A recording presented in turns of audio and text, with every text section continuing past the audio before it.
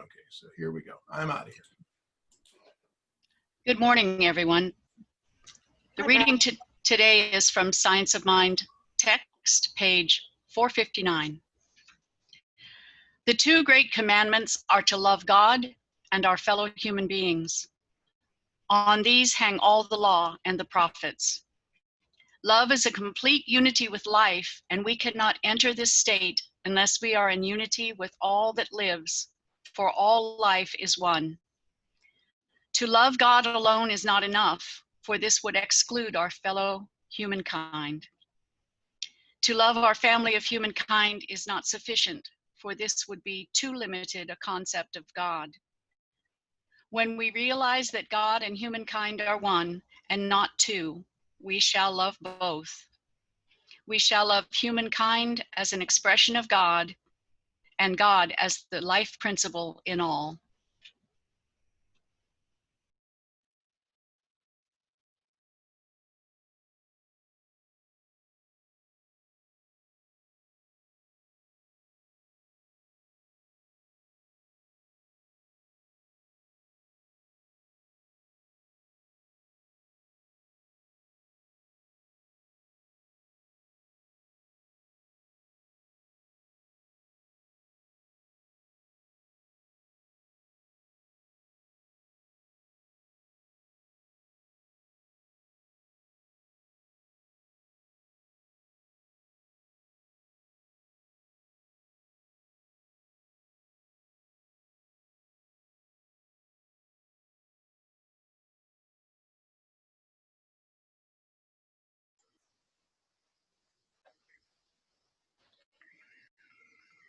You are the light of love. I am the light of love. You are the light, I am the light. We are the light of love.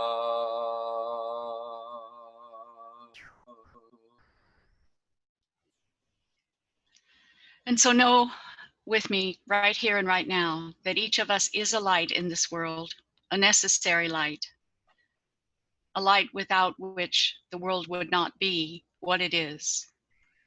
And as this is true of myself, I know this is true of each and every living being.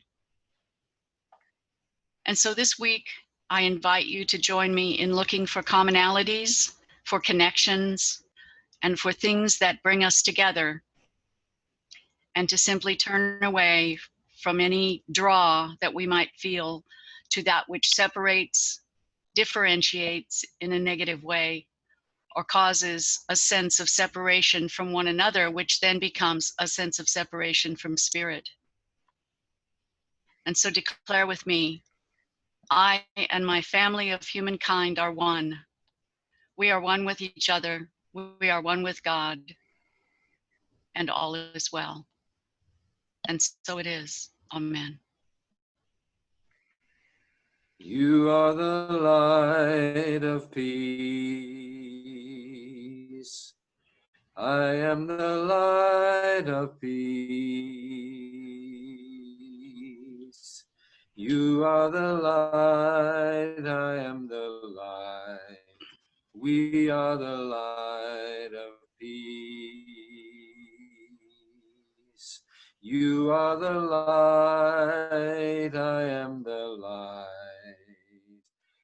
We are the light of love.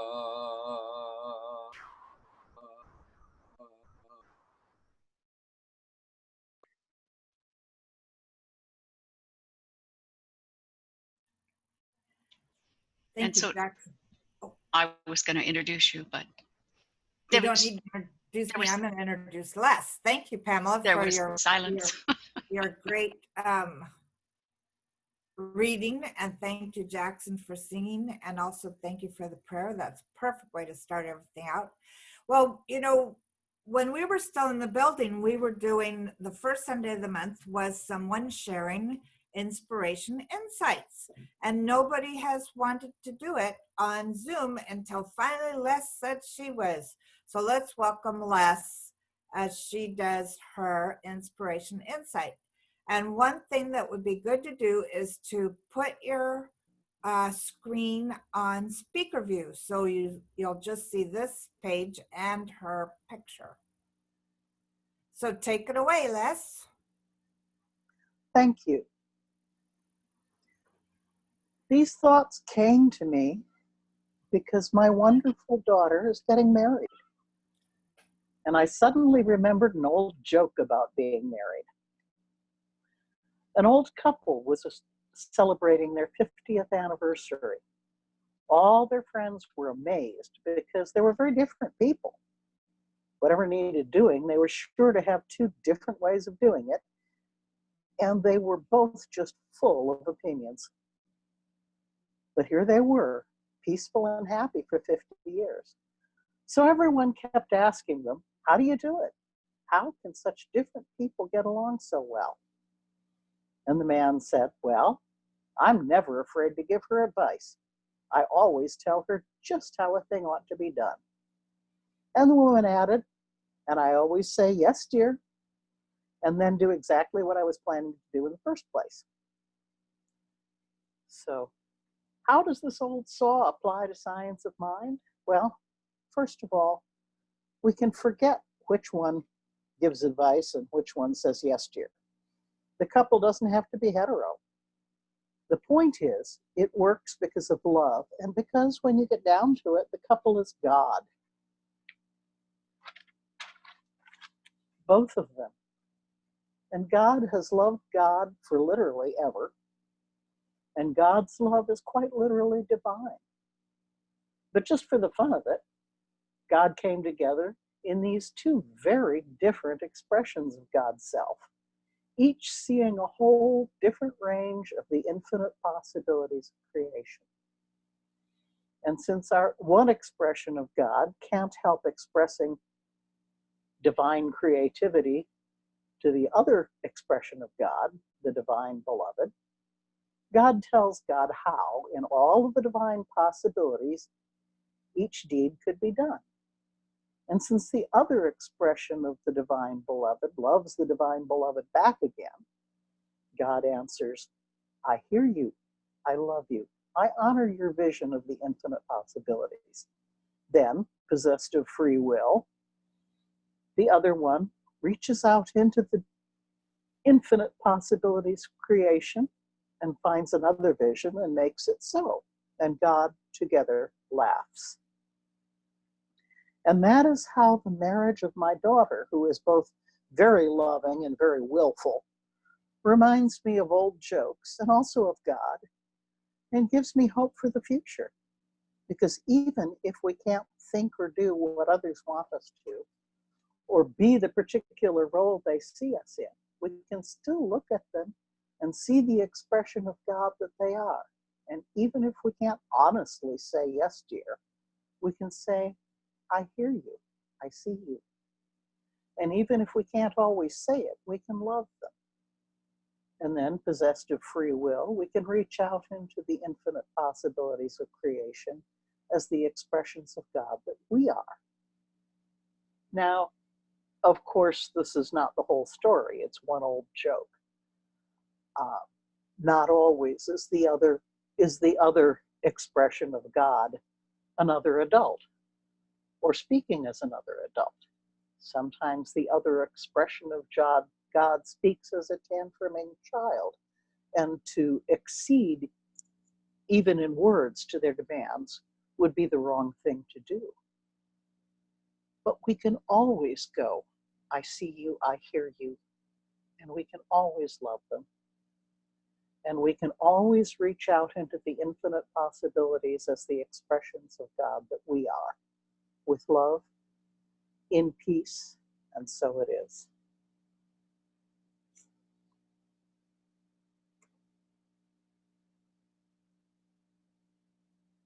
Unmute. Thank you very much, Les. That was good. I like that. Thank you.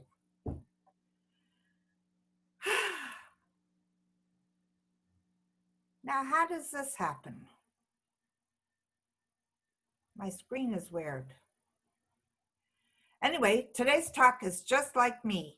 One of the things that we've done is last month we worked on from fear to faith.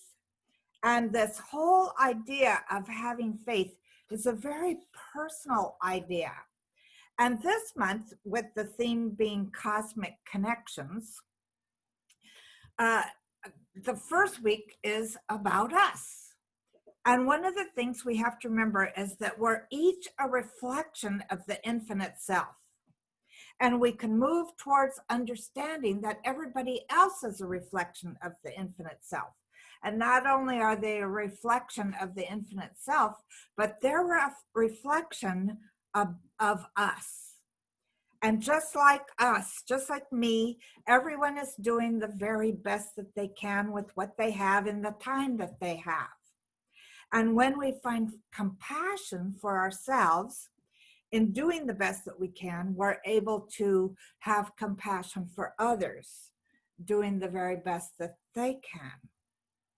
So just like me is the theme of today. And I picked these two quotes from the Science of Mind text. He says, first of all, Dr. Holmes says, what we outwardly are and what we become depends on what we're thinking. For this is the way we use the creative power. What we outwardly are and what we become depends upon what we're thinking. We know this already. We know this really, really well, that our thoughts are creating our reality. So paying attention to what we're thinking and realizing that our circle of influence, the way we see the world, etc., is all according to what we believe. And what we believe is how we use the creative power of the universe. He also says the relationship between the individual and the universal mind is one of reflection. What we image for ourselves, it images for us. So when somebody told me years and years ago that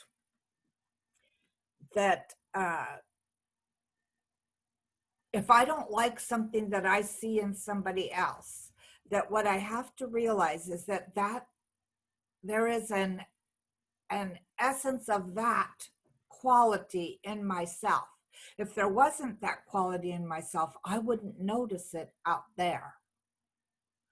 So again, the relationship between the individual and the universal mind is one of reflection. Whatever I am, whatever I think I am, is going to be reflected out into the world. That's why it's so important for us to do our spiritual work on a continual basis. I know that right now, there's a lot of stuff going on in our world that we could get into the poor little me type of feeling. We could get angry about it. We could get feelings of abandonment or rejection or whatever it might be. And if those feelings are inside of us, if that's what we're thinking about, then the world will reflect that for us. So my feeling is that we really have to come into a deeper, a kinder, a more compassionate understanding of who we really are. I mean, I feel like I'm saying the same thing every single week, that we're, who we are in truth is spirit in form. And spirit has nothing negative about it whatsoever. And so we move with meditation, with spiritual mind treatment, with all of our tools into making ourselves more in tune with that part of ourself that is pure spirit. And that way we stay in alignment. So then we can connect with others in another way and recognizing that they too are spirit in form.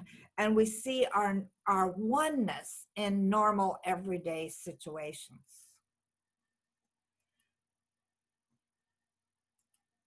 Okay, so here's my 3 ideas for today.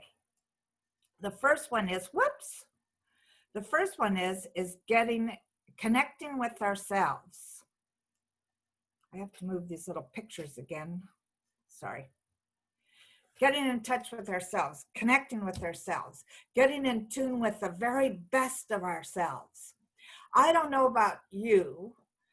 Maybe this doesn't happen with men. I don't know. But, you know, you put on, I put on a certain blouse and or article of clothing, and I look in the mirror and I think, oh, look, you know, that clings to my stomach and all my little rolls, or I don't, you know, this doesn't make me look good at all. And sometimes I feel like a teenager and with a little pile of clothes on the bed that I've tried on and discarded because I didn't feel that they gave me the image that I wanted to give. And so I could tell there's part of myself that isn't comfortable in my body. You know, the last 8 months has certainly given me lots of opportunities to eat more sugar and things that I normally, well, I can't say normally wouldn't eat because I do. But it's given me more opportunity, and I'm sure it's done it with you too. We've snacked ourselves into a sense of feeling better, and we haven't really gotten in tune with our very best self. And so this is so important, to allow ourselves to remember that we don't want to get out of bed and go, oh God, it's morning. We want to get out of bed going, oh God, it's morning.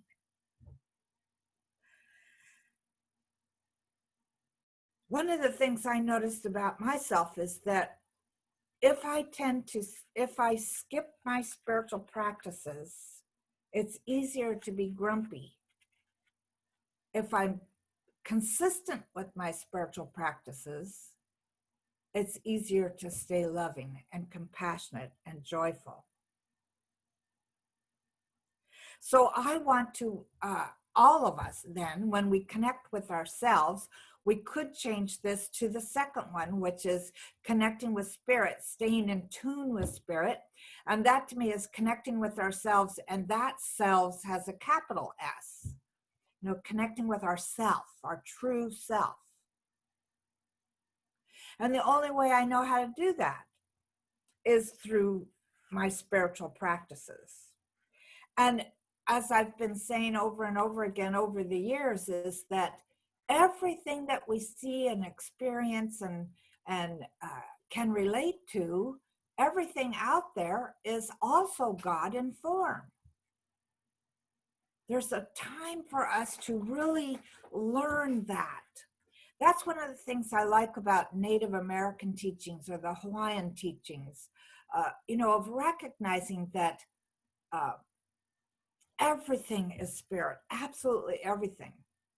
I'll never forget going to in Baltimore, going to a massage therapist who came to our church, and she invited me to come have a massage, and you know, who wouldn't want a massage? So of course I said yes. And when she did it, she was from South America.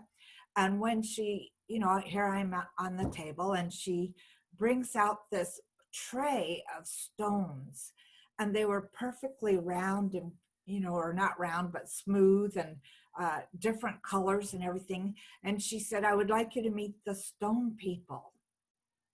And I thought, wow, even the stones, even the rocks that make up our mountains, everything is spirit.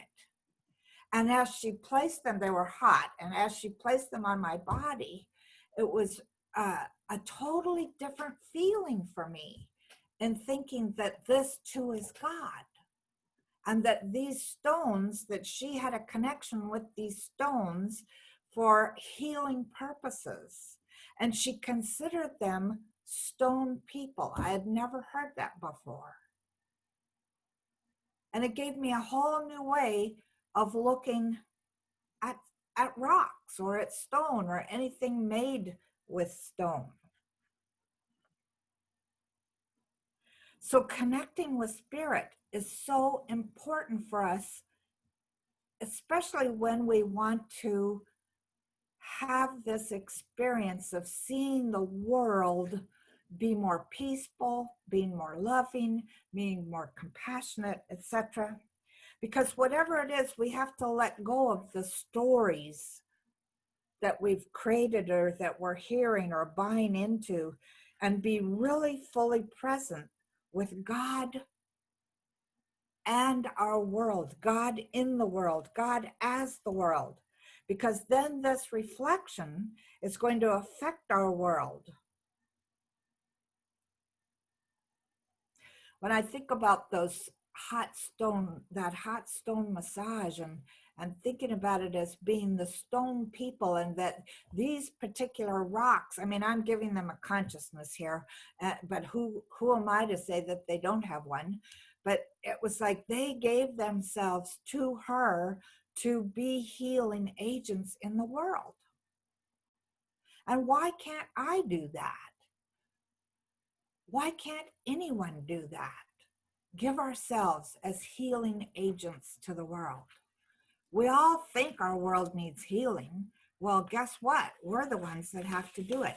And we have to do it one person at a time. And we have to do it starting with ourselves.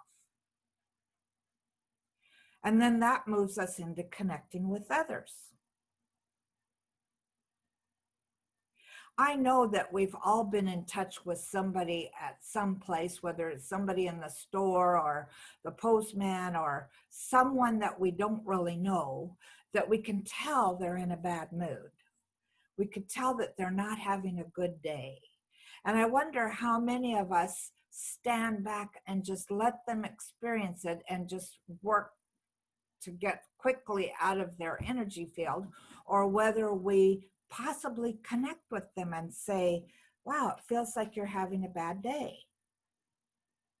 And letting them tell us whatever it is that they're going to tell us. But just acknowledging it is a point of compassion. It's a point of interest. You know, there's something, I really believe that there was something in that movie Avatar that connected with everybody, because the blue people, their main greeting phrase was, I see you. I see you.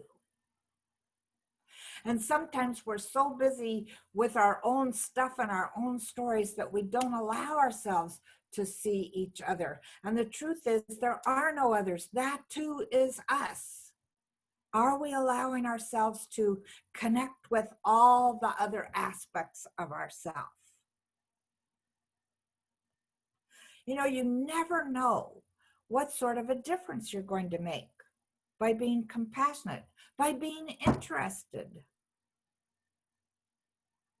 Who knows that maybe that person, let's just say somebody was your, well, for instance, I was out walking next door at the school, and this man and his big dog comes walking along, and I'm looking for AB, my cat, because he's suddenly decided that he owns that schoolyard and sleeps over there all the time.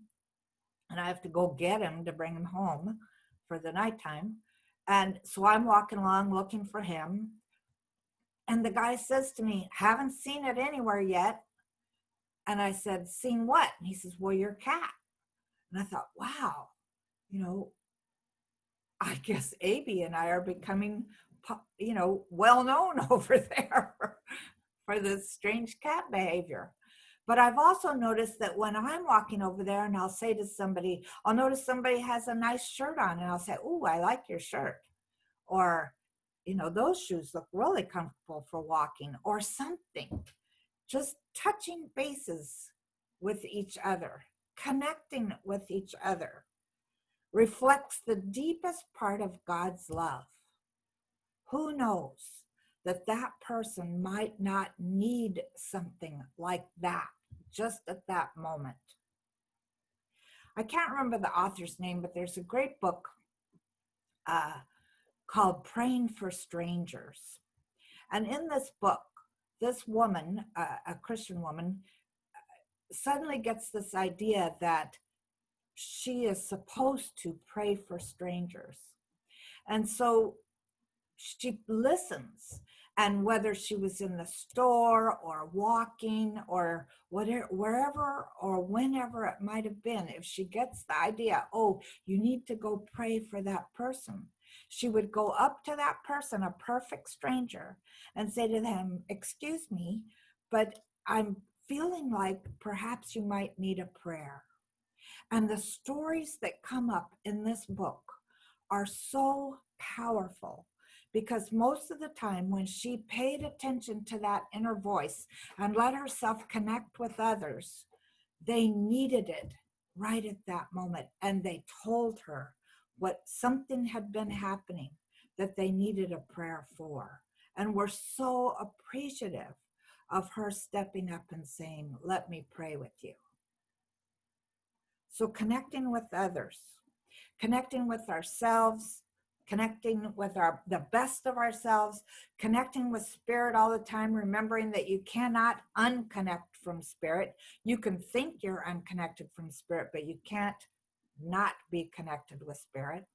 And connecting with others is a way of moving ourselves beyond thinking that those are others in any way whatsoever. And in fact, there's a little mantra thing that I'm going to ask you to participate with me for a moment. It's called the Just Like Me mantra. So you could either close your eyes and just listen to me, or you can read them yourself on the screen. But I'm going to say them out loud and then give you a moment to say them as well. But first, what I want you to do is think of somebody that's been giving you trouble lately. Somebody that has been in your mind. Maybe you think about them all the time. Maybe you don't think lovingly about them all the time.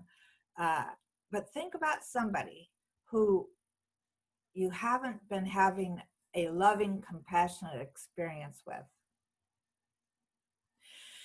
And then take a deep breath. Let yourself just relax. Let yourself be willing to have this be a healing moment. And think of that person. And I'm going to say the words and then give you a moment to say them yourself. Just like me, you are seeking some happiness in your life.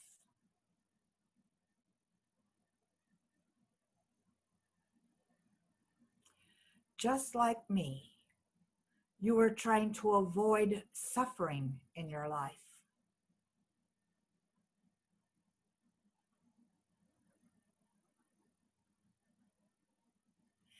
Just like me, you have known sadness.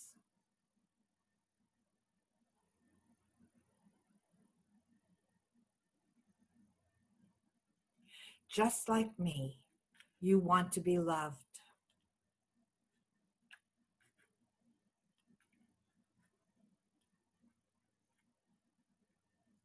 Just like me, you were once an innocent child.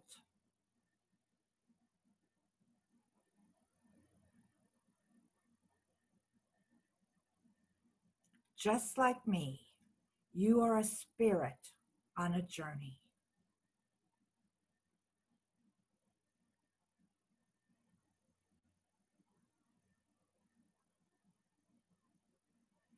And let yourself feel what that felt like.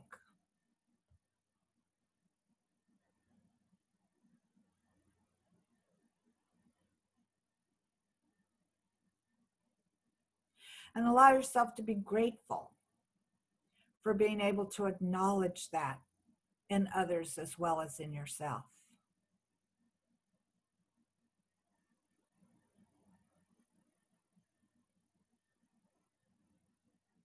And take a breath to anchor this little meditation, this little process, experience.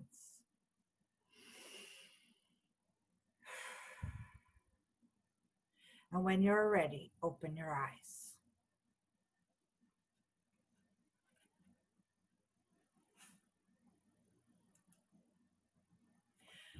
Dr. Holmes says in The Science Mind, in turning to the law, realize it is a law of reflection. Life is the mirror of king and slave. What we reflect out to the world reflects back to us. When we smile at the world smiles back. We change our reflection to that of God reflecting through us. What comes back is the same, if not more. And I know that last sentence is true. When we change our reflection to one of God reflecting through us, more comes back. It's not an equal measure. It's always more. The universe always gives more.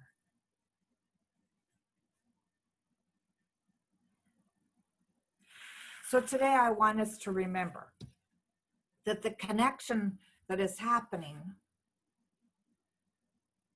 it's always happening, no matter what we're thinking or feeling at the moment.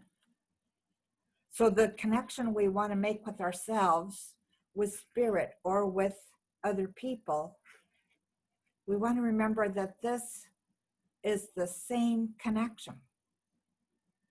It's not three different connections, it's the same connection. It's the movement of the divine within us, around us, between us, through us, back and forth. So creating a connection with someone else always creates a connection to spirit and allows for a deeper connection within ourselves. So as Dr. Holmes might have said to us if he was here, let's make the great commitment to get connected and stay connected.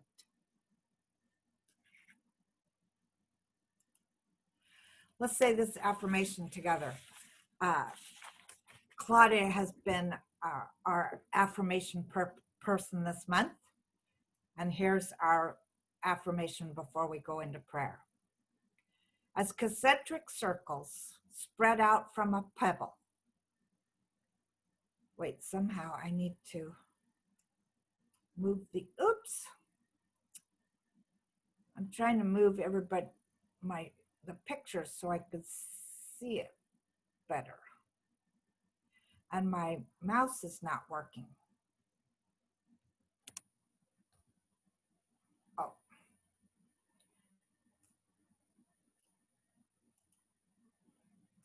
Okay. As concentric circles spread outward from a pebble dropped into a pool of water, so the compassion of my best self is diffused out into the world. It touches the people I meet, the events in which I participate, and all beings of any form. I offer my love to the world in this way. And so we take those words in and we allow ourselves to remember that all there is spirit. This is who we are. This is what everything and everyone is that we see around us, that we have any experiences with, and far beyond that, it's all God. There is nothing but God. So I know for each one of us today that we allow ourselves to consciously make the connection. To make the connection with, first and foremost, the God within us. It's not separate from us. It's the one doing the talking. It's the one doing the walking. It's the one that is our life force. But sometimes we feel like we're separate. So we consciously reconnect over and over again. And as we do this, we become more loving to ourselves, more compassionate to ourselves. And that allows us to spread love and compassion to everyone in our experience. Everything in our experience.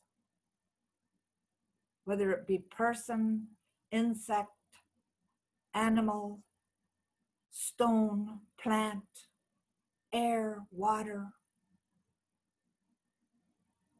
We feel the compassion of the divine for absolutely everything. And we're so grateful. We're so grateful that we get to remember this truth, that it is all God. There is nothing that is not God.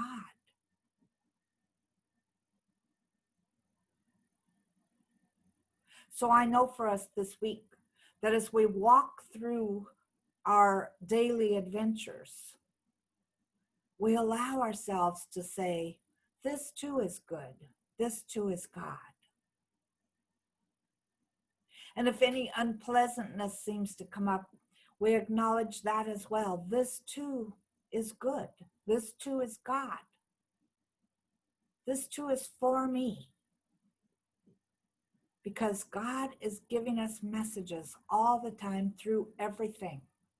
And I declare right now for every single one of us that 99.9% of these messages are love notes